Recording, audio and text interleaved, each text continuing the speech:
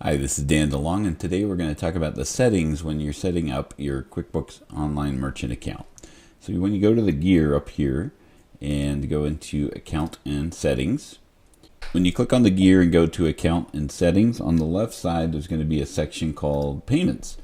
And just kind of run down these different settings. So once you've got your merchant account connected, it'll have the merchant account number there, and you'll be able to go into the Merchant Center. Now we have a whole nother module on what you can do in the Merchant Center, but this is how you can access that. This next section just lists the speed of the deposit. So from the time that you charge the transaction to the time that it's in your bank account, that's the speed there. The deposit accounts is what bank account you want your actual funds to be deposited in.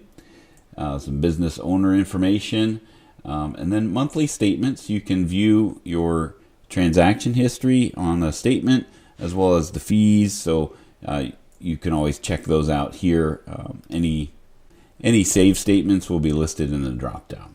And then chart of accounts, this is where you can edit or specify what actual account you want your QuickBooks accounts to have the funds be deposited into, and then the processing fees, what expense account you want to map your processing fees to, because all of that is handled automatically.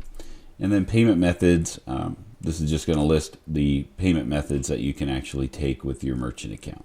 Now there are some other settings that you'll want to check out when setting up your merchant account, and they're going to be under the sales section on the left side. One is messages. This is the setting that you use when you're sending email invoices out to your clients. Here you can set up how this email gets sent out from QuickBooks. So you can change the subject line or put in a default text each time that an email comes out of QuickBooks with an invoice attached to it. Email a copy of your invoice to whatever email address that you want. If you want to blind copy other people as well, you can do that as well. And then online delivery is going to give you email options for all the sales forms, so you can have a short summary in the email or show the full detail and then attach a PDF. Now it's very important that when you actually send an email that is payment enabled, that you have this option of online invoice selected. Otherwise it's not going to give them an option to pay the invoice online. So those settings as well. Then the last setting is on the invoice itself. You can specify which type of payment method you would prefer to allow your customers to be able to pay.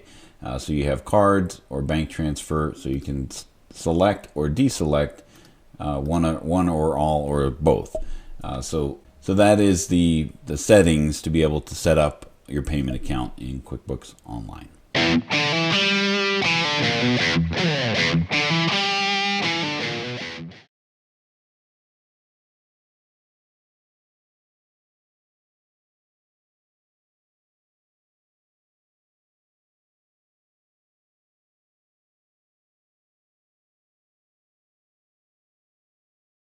So those are the settings in QuickBooks Online to be able to modify and manage your merchant account.